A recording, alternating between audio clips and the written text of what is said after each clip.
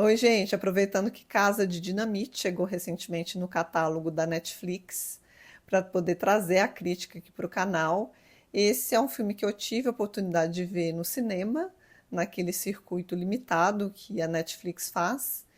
E é um filme que eu gosto de algumas coisas dele, principalmente no início, da maneira como ele cria a tensão diante de uma situação de urgência, mas eu acho que à medida que a narrativa avança, o filme acaba descomprimindo algumas coisas que ficam mais comprimidas ali no começo e que criam essa tensão. Esse filme é dirigido pela Catherine Bigelow e ele se passa grande parte nos Estados Unidos ou então em lugares que são conectados à rede de segurança do país. E tudo começa quando um míssil de origem indefinida, que não se sabe de onde foi lançado, é detectado pelo sistema de segurança do país e esse míssil está indo em direção aos Estados Unidos.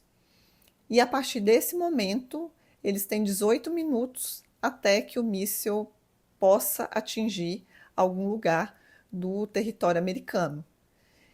E o filme é justamente isso, assim, são esses 18 minutos em que são preciso tomar decisões que podem ser bastante complexas, porque dependendo do que é decidido, a situação pode piorar ainda mais, até porque não se sabe exatamente a origem do conflito, de onde vem o míssil. Então, os Estados Unidos vai tentar revidar isso, vai atacar quais lugares. Então, é um pouco sobre essa situação de defesa e também de confronto que pode desencadear, quem sabe, até uma terceira guerra mundial.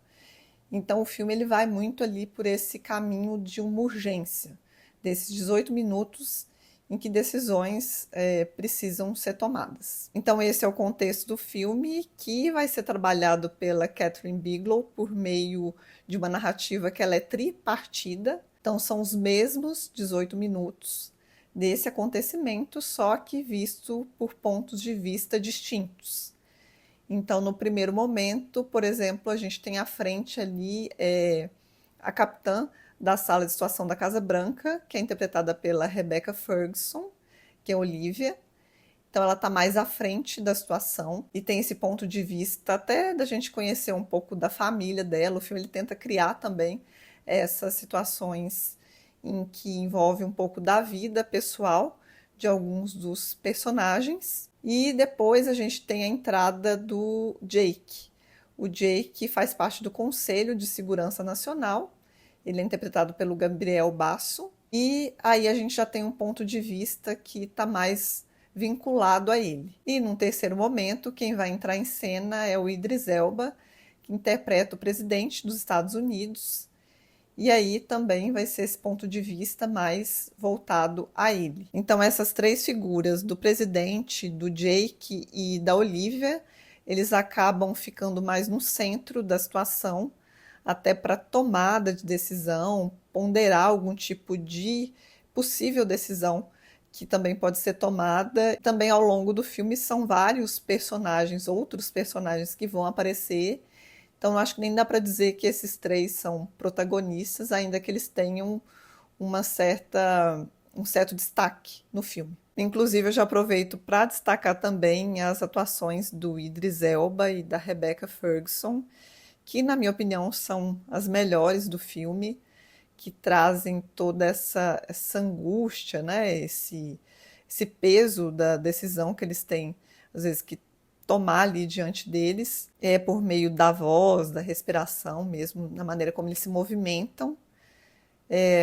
São dois atores, inclusive, que eu gosto muito.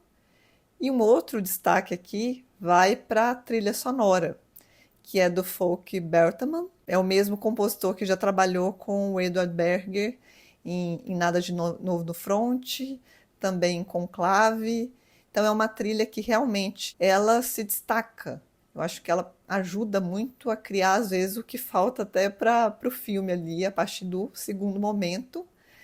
E a trilha ela vai trazer essa atmosfera realmente dessa tensão que está em jogo ali o tempo inteiro. Então, para mim, as melhores coisas de Casa de Dinamite são Rebecca Ferguson, Idris Elba e essa trilha sonora. Mas eu reconheço também o trabalho da Catherine Bigelow para criar essa tensão, principalmente no primeiro momento do filme, e também essa pesquisa que ela fez com o próprio roteirista do filme, que é o Noah Oppenheim, que é uma pesquisa que ela consegue trazer ali informações que deixam, acho que mais do que claro, como é que aquilo ali funciona. Então, nesse sentido, também acho que é muito efetivo. Mas aí entra o meu ponto de talvez um pouco de contrariedade com o filme, que é primeiramente, eu acho que ao mesmo tempo que o filme se divide em três momentos, e isso pode ser interessante para trazer pontos de vista diferentes, esses momentos são os mesmos 18 minutos.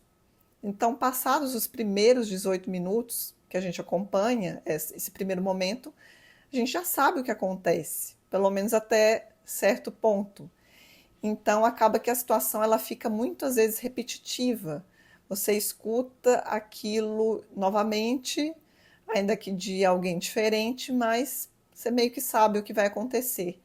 Então, eu penso que essa tensão ela se mantém de alguma maneira, mas algo também se descomprime, sabe? A partir desse segundo tempo do filme. Tanto que nessa sessão de Casa de Dinamite que eu tava, era eu, mais 4 pessoas só na sala, e uma delas saiu no meio do filme e não voltou mais. Então, não sei se foi devido a isso, a essa repetição, mas é isso. Assim, eu acho que esse movimento pode também cansar, justamente por trazer algo que a gente já viu e que vai se repetindo e, enfim, né, acho que isso faz perder um pouco do investimento que a gente tem no filme. E aí uma segunda contrariedade com Casa de Dinamite vem do próprio potencial ou não potencial dele de reflexão.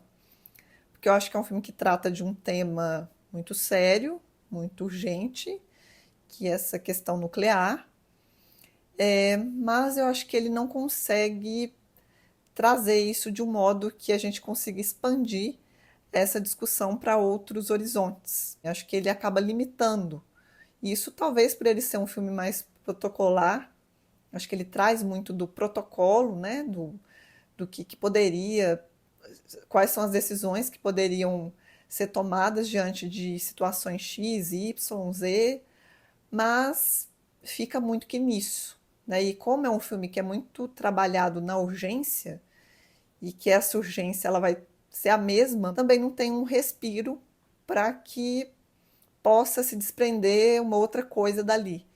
Então, é isso aí o tempo inteiro. Talvez também seja essa a intenção da Catherine Bigelow, ainda que ela tenha dito que da preocupação, né, com essa questão nuclear e que o filme deveria ser uma espécie de alerta para isso. Então, embora Casa de Dinamite domine a construção da tensão até certo ponto e também a exposição de protocolos de resposta nuclear, quando se trata de expandir a reflexão sobre o que está em jogo, o filme acaba prisioneiro de uma repetição quase didática. E aí é isso, assim, tem coisas que, como eu disse, eu gosto no filme, mas tem outras que eu acho que elas enfraquecem, assim, que elas descomprimem tanto a narrativa, a tensão dela, quanto um potencial de reflexão que o filme poderia ter. E é isso, gente. Depois comentem aqui se vocês assistiram Casa de Dinamite, o que acharam. E eu fico aguardando vocês nos novos vídeos do canal. Um abraço e até a próxima!